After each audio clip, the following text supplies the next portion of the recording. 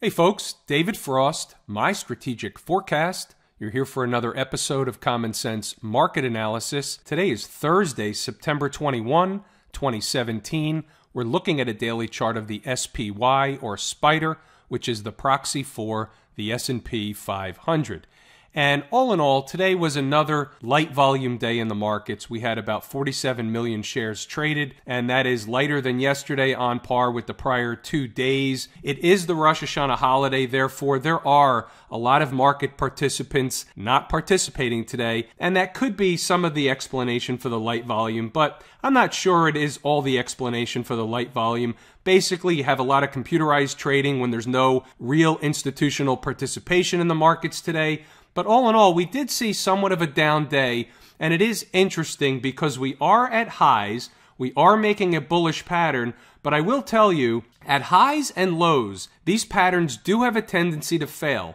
I'm not saying just yet that this one will fail, we don't know that, but what I am saying is that when these bullish patterns fail at highs and bearish patterns fail at lows, it does have a tendency to release the energy that would have otherwise been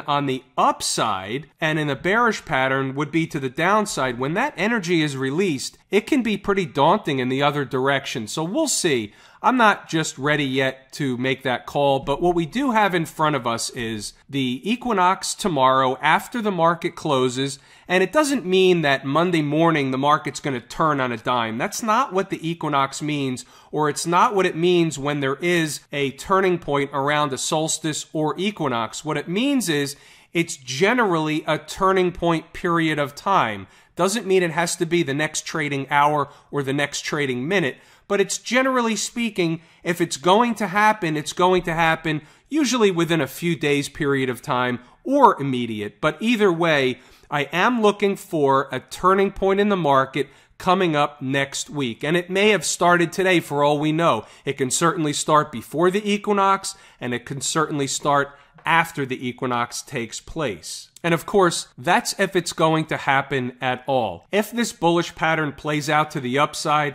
and we just continue higher, then so be it, and then back to the drawing board. I just think, again, we're still in a period of time from a seasonality perspective that we should be seeing a correction in this market. By the way, when you look at the hourly chart, aside from one candle yesterday, which was basically the last candle of the day, and that has some attribution to, at the end of the day, a lot of computer program kick in, a lot of computer buying kicks in, program buying, and they're called buy programs, and it was after the Fed. And so we had one candle pop up yesterday above the 20 and the 50 period moving average.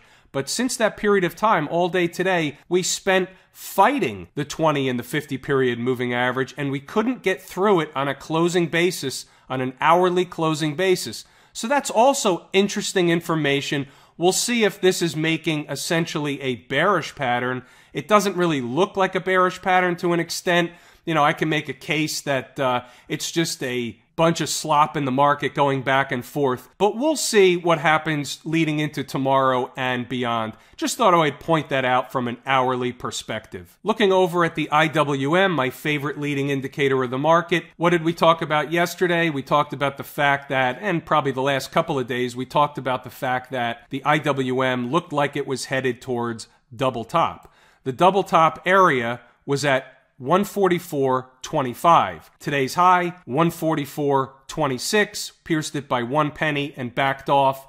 That's not a surprise. That should come as no surprise to anybody, and it's not an accident that they pierced it by 1 penny and backed off immediately. Those type of things are not accidents. They're not coincidences. They happen because that number, that area, that zone is important to the market. We got back up there and the market rejected, or price was rejected at that level once again, and we'll see if we can bust through. We'll see what happens from this point forward.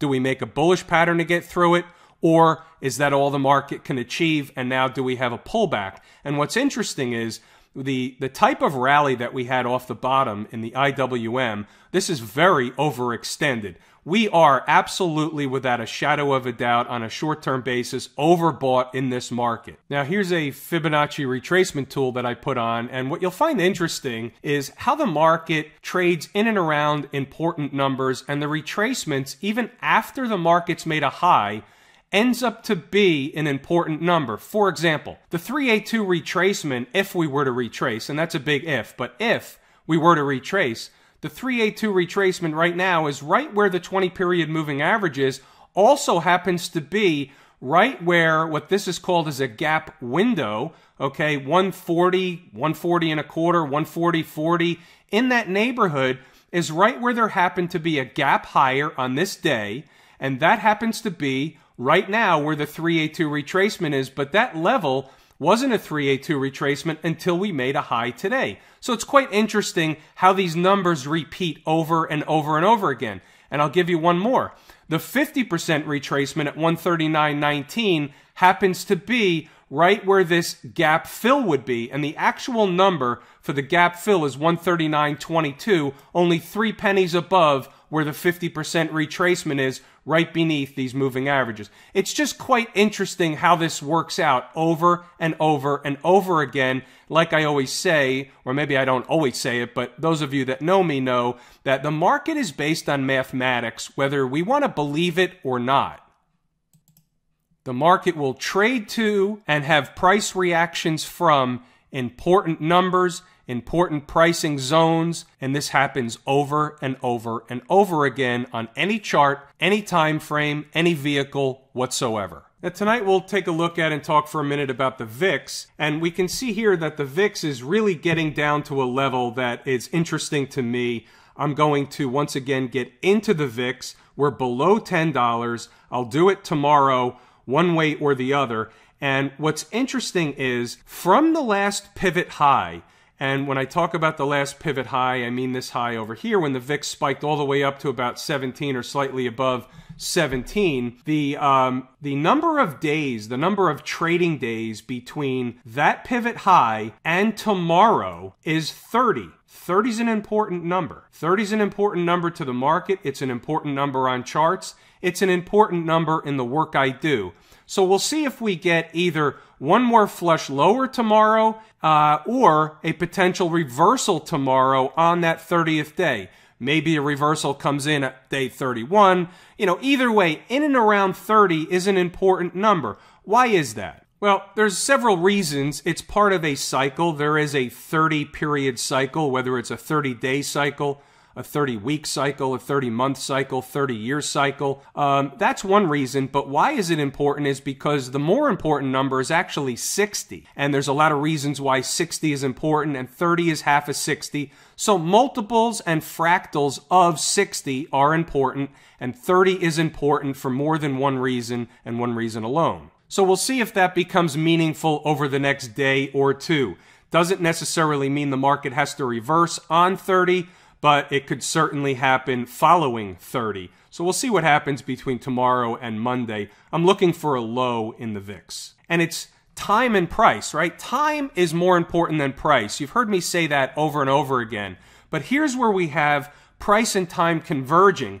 Not that $9.67 is important to the VIX, but what is important, aside from time, is where we are. We're at another low point. We're below 10. Maybe we get down to 9. Maybe we get down to 9.50, 9.25. But in this zone below 10, and you've heard me say this time and time again, I've got up on the table, I've pounded the table, I've screamed at the top of my lungs that anytime the VIX gets below 10, you can look to buy the VIX. Depending on how you do it, you just have to give yourself time. If you buy it with one of the exchange-traded products, then you can wait it out. If you're buying it with options, you just need time, that's all. So with time, we're at that point in which I think we're up for a reversal in the VIX, and we're at that price where we're below 10, and it becomes very interesting because I know it's not going to 0. While we may go to 9 and we may even go below 9, it's not going to stay there for very long. It never does. Looking over at the transportation average, again, it was a slight up day in the transports today, and they've been very strong. We had that release of energy out of the bullish pattern that took place over the last week or so, and yesterday was a big up day, and today it was up slightly, but more of a rounding error on an index that's 96.68. We were up 14 or 15 points. That's just basically a rounding error. So we'll see what happens again with the rest of the markets, the equinox, and we'll see if that becomes meaningful. Obviously in an uptrend, obviously, or maybe not obviously, short-term overbought, but we are on a daily chart above all the moving averages. That's definitely bullish. We are in an uptrend. That's definitely bullish. When you look at the weekly chart, we're above all the moving averages. That's bullish. We are approaching the highs. That's bullish. I don't know that we'll get through the highs, but we can certainly get to the highs. So there's really nothing wrong with the transportation average from a technical chart perspective. The monthly chart, the long-term chart, certainly nothing whatsoever bearish about this chart. Doesn't mean it has to go up forever, but this is certainly not giving us any bearish indication whatsoever. 2 months ago, we had what looked like and was a reversal candle, but here we are right back up 2 months later. Obviously, I'm watching it very closely. It is my second favorite leading indicator of the markets. I want to take a look at the Qs tonight, which is the NASDAQ, and the reason is because it is weaker of late than the spiders. So the NASDAQ market is weaker than the S&P. And you know I don't like the NASDAQ because of the top-heavy weightedness of the NASDAQ. So I don't really use it as a leading indicator of the markets too often. I watch it, I know what's going on, but I don't use it in my main analysis. But there's a reason why I want to have this short discussion on the triple Qs or the NASDAQ market. Because if the NASDAQ is the weaker index right now, that means that some of the top holdings in the NASDAQ are not performing and they're not driving the market higher. And what we do know is some of the top or all of the top holdings in the NASDAQ are hedge fund, mutual fund, and fan favorites. What are they? Let's take a look at a couple. So we have Amazon, all right?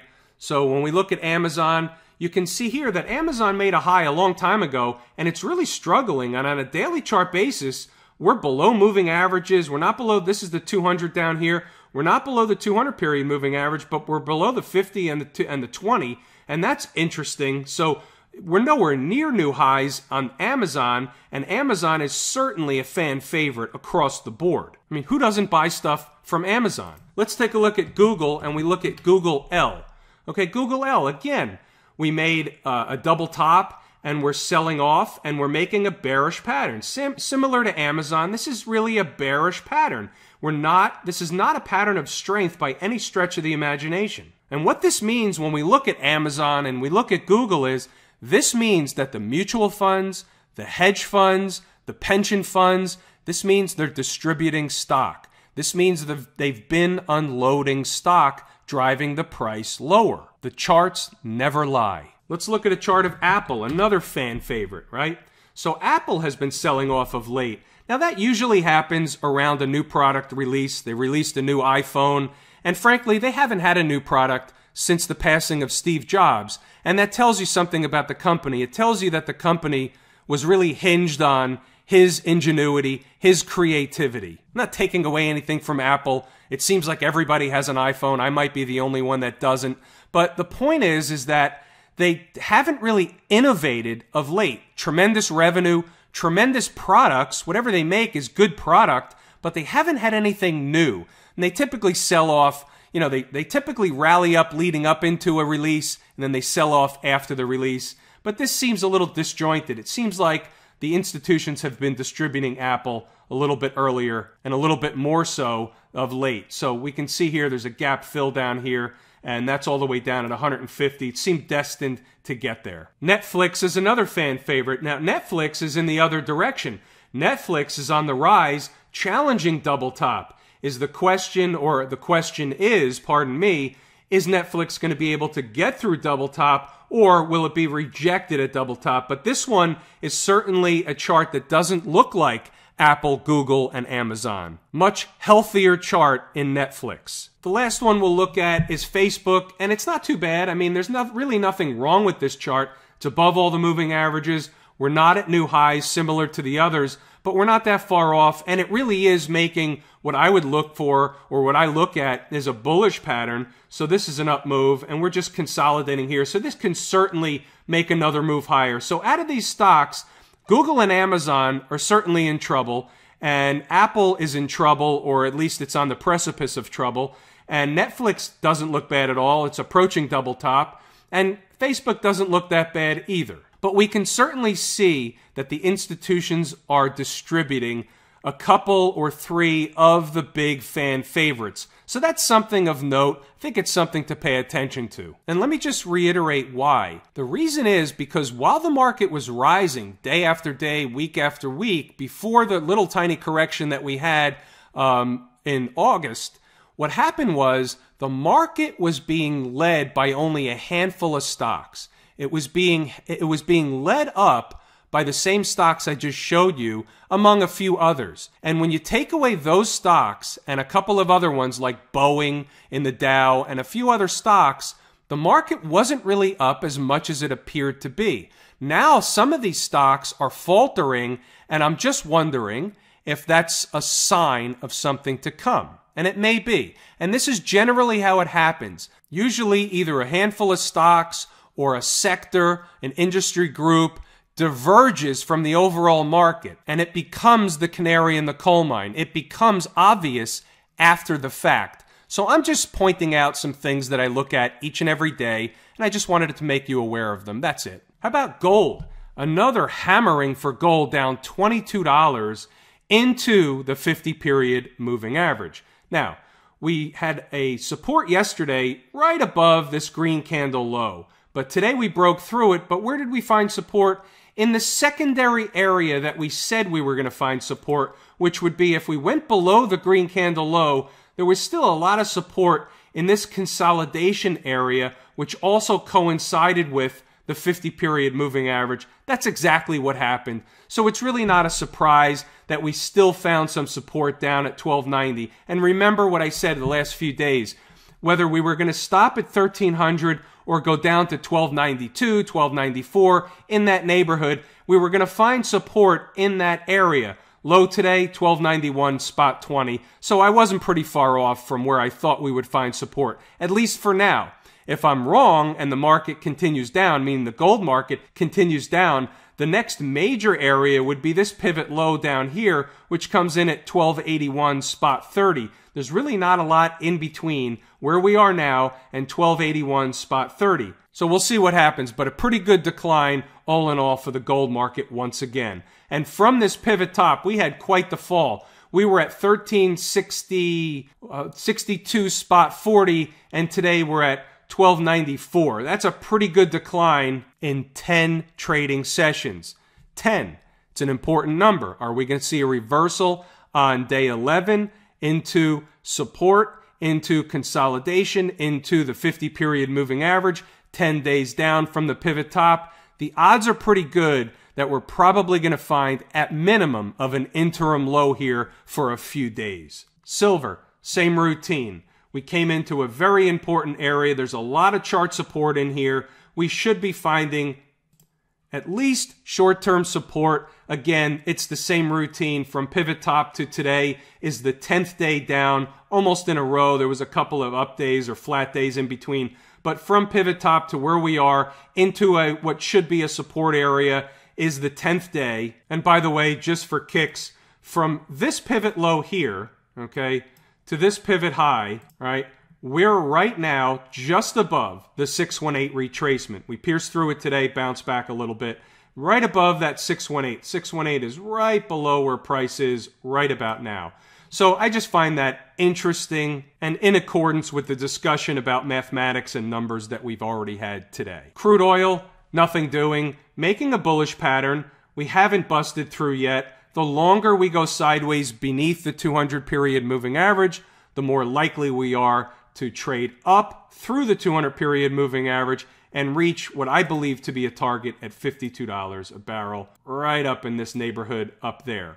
We'll see if that happens. Nothing we can trade for right now, but at 52, if we saw signs of a reversal, that may be an area I would be interested to potentially get short crude oil up in that neighborhood if we saw the signal or the signs of a trend change. Little tiny bit of an uptick today in the bond market. Today was day 10. Again, when the market trends in a direction for 9 or 10 days in a row, you're generally going to see some semblance of support, at least for a few days, come into the market. That's generally common and normal market behavior. Sometimes it's on day 10, sometimes it's after day 10. Today, this was day 10. The question from here is, do we go higher? Do we put in a bearish pattern? What's going to happen? We need more evidence. We need more time. Let the market trade out a little bit.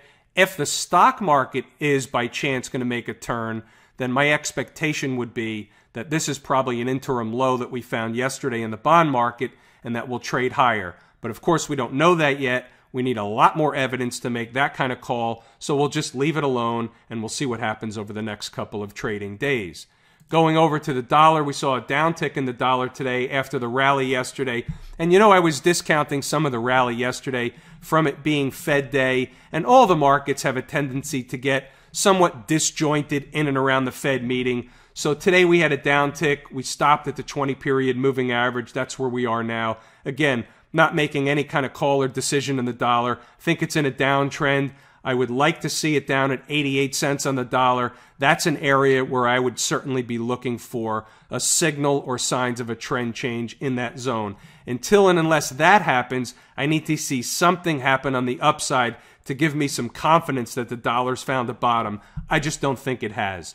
And with that, I'm going to wrap it here tonight. I'm David Frost, My Strategic Forecast. Thanks for tuning in for another episode of Common Sense Market Analysis.